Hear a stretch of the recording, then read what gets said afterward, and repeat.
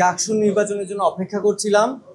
2018 সালে আমি একটু আগের কথা বলি। 18 সালে বিশ্ববিদ্যালয়ে ভর্তি হওয়ার পর থেকেই জাকসু নির্বাচন নিয়ে আমরা অনেক দাবি দাওয়া জানিয়েছি, আন্দোলন করেছি এবং সর্বশেষ 5 আগস্টের পর আজকে 11ই সেপ্টেম্বর জাকসু ইলেকশন হচ্ছে। এটা জাহাঙ্গীরনগর বিশ্ববিদ্যালয়ের শিক্ষার্থীদের জন্য বিষয়টা একটা খুশির খবর হওয়া উচিত ছিল, কিন্তু আজকে আপনারা জানেন গত তফসিল ঘোষণার পর থেকে নানান ধরনের তালবাহানা বিশ্ববিদ্যালয় প্রশাসনের নির্বাচন কমিশনের আমরা দেখতে পেয়েছি এবং নির্বাচনী প্রচারণা শুরু হওয়ার পরেও নানান ধরনের অনিয়ম, আচরণবিধি লঙ্ঘন সহ অসংখ্য অভিযোগ জমা পড়েছে নির্বাচন কমিশন বরাবর, অথচ কোনো অভিযোগে স্পষ্ট সুরাহা নির্বাচন কমিশন করতে পারেননি।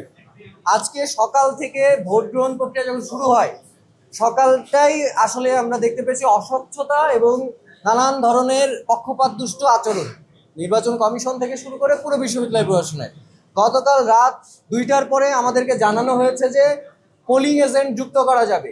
আমরা সকালবেলা জাস্ট 6 ঘন্টার মধ্যে আমরা যখন 21টা হলে 42 জন পোলিং এজেন্টকে পাঠিয়েছি, তখন তারা নানান রকম তালবাহানা করা শুরু করেছে।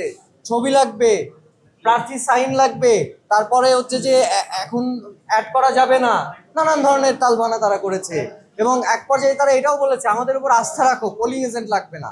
আমরা স্পষ্টভাবে বলতে চাই আপনাদের ওপর কোনো আস্থার জায়গায় আসলে আমরা রাখতে পারছি না, কারণ বিগত দিনে নির্বাচন কমিশনের কোনো কার্যক্রমই আস্থা ভরসার জায়গায় থাকেনি।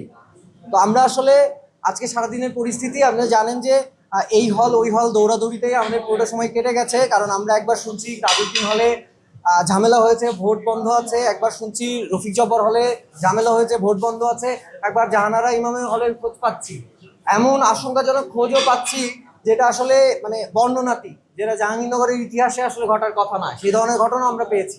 আমরা বুথের মধ্যে এমনও স্পষ্ট প্রমাণ পেয়েছি, বুথের মধ্যে 2টা প্যানেলের স্পষ্ট লিফলেট আছে এবং এইটাও জানেন যে অনেক মিডিয়ায় এসেছে, অনেকে বলছে সোশ্যাল মিডিয়ায় যে প্রার্থীরা যখন লাইন ধরে ভোট দিতে যাচ্ছে তখন একটি নির্দিষ্ট প্যানেল তাদের প্রার্থীদেরকে তার ব্যালট নাম্বার সহ সকলকে ম্যানিপুলেট করছে, ব্যালট নাম্বার মুখস্থ করাচ্ছে। কিন্তু আপনারা জানেন আচরণবিধি অনুযায়ী ভোটের দিন এই ধরনের কোনো কার্যক্রম পরিচালনা করার কথা ছিল না।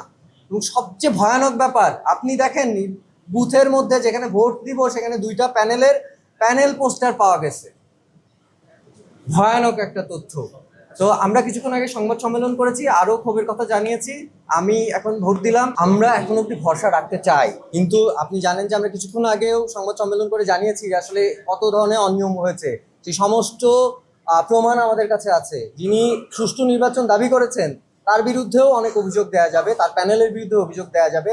যারা কারচুপি করবে তাদের আসলে তারা আসলে সুষ্ঠু নির্বাচন মনে করবে। আপনারা জানেন যে আসলে আমি আমলেও আমরা দেখেছি যে রাতের ভোট হয়েছে, কিন্তু সরকার সহ অসংখ্য মানুষ দাবি করে যে সুষ্ঠু ভোট হয়েছে। সে বিষয়ে আমি কথা বলবো না। আমি বলতে চাই যে স্পষ্ট অভিযোগ আছে, আমরা তথ্য প্রমাণের ভিত্তিতেই কথা বলেছি। আপনারা জানেন যে অন্যান্য প্যানেলের অনেকেই তারাও অভিযোগ জানিয়েছে, সকলেই অভিযোগ জানছে। সোশ্যাল মিডিয়ায় আমরা একেবারে প্রার্থী থেকে শুরু করে একেবারে সাধারণ শিক্ষার্থী ভোটার পর্যন্ত অনেক অভিযোগ জানাচ্ছে। মানে ভোটার তালিকা থেকে শুরু করে এই যে অমোচনীয় কালি না দেওয়া থেকে শুরু করে ভোট কারচুপি। আমি কিছুক্ষণ আগেই সোশ্যাল মিডিয়ায় একটি ভিডিও দেখলাম, যে একটি ছাত্রী হলে ছাত্রী সংস্থার মেয়েরা জাল ভোট দিচ্ছিল, তখন একটি শিক্ষিকা যে তিনি সকলের সামনে সেটা কনডেম করেছেন, সেটা ধরেছেন। তো এই ধরনের ঘটনা আসলে অনেক হলে ঘটছে, মেয়েদের হলে আমরা তো সহিংসতার ঘটেছে এই ধরনের অভিযোগও পেয়েছি। তো আমি জানি না নির্বাচন কমিশন বরাবর সেই অভিযোগগুলো গিয়েছে কিনা, মিডিয়ার কাছে এসেছে কিনা, কিন্তু আমরা যতদূর এসেছে আমরা সেই তথ্য প্রমাণ সহ আপনাদের কাছে উপস্থাপন করেছি। আমরা এখনো ভোট বর্জনের বিষয়ে কোনো সিদ্ধান্ত নেইনি, অতি দ্রুত আমরা সিদ্ধান্ত নিব। এবং আমরা এইটাও স্পষ্টভাবে বলছি, আমরা আগেও বলেছি যে নানান তালবাহানার মধ্য দিয়ে নির্বাচন কমিশন আমাদের আস্থা ভরসার জায়গা সম্পূর্ণরূপে হারিয়েছে। আমাদের ভিপি প্রার্থিতা বাতিল নির্বাচনের 4 দিন আগে মাত্র করেছে।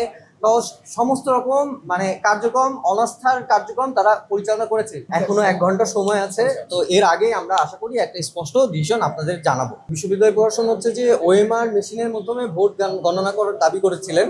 তো এক পক্ষ যেহেতু দাবি করেছে, কিংবা অনেকেই আসলে মিডিয়া প্রমাণ দিয়েছে, যেহেতু যার কাছ থেকে ওএমআর মেশিনটি কেনা হয়েছে তারা একটি রাজনৈতিক দলের কর্মী সদস্য, সেক্ষেত্রে ভোটের ক্ষেত্রে জালিয়াতি বা ফলাফল কারচুপির আশঙ্কা থেকে যায়।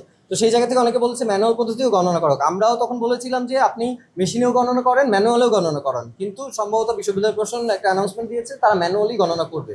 সেক্ষেত্রে আমাদের অবশ্যই আশঙ্কার জায়গা আছে। আমি এই প্রসঙ্গে আরো একটা আশঙ্কার জায়গা বলি, সেটা হচ্ছে যে ভোট কেন্দ্রগুলো হলগুলোতে ভোট গণনার কথা আমি যতদূর জানি সিনেট ভবনে, কিন্তু হলগুলো থেকে যখন ব্যালট বাক্স সিনেট হলগুলোতে যাবে, সেই যাওয়ার পথে যদি ব্যালট বাক্স চেঞ্জ হয়ে যায় সেই দায়টা কে নেবে? এবং ব্যালট বাক্স যে চেঞ্জ হবে না, সেই বিশ্বস্ততার জায়গা, সেই ভরসার জায়গা, আস্থার জায়গা এই নির্বাচন কমিশন, এই বিশ্ববিদ্যালয় প্রশাসন আমাদেরকে দিতে পারে।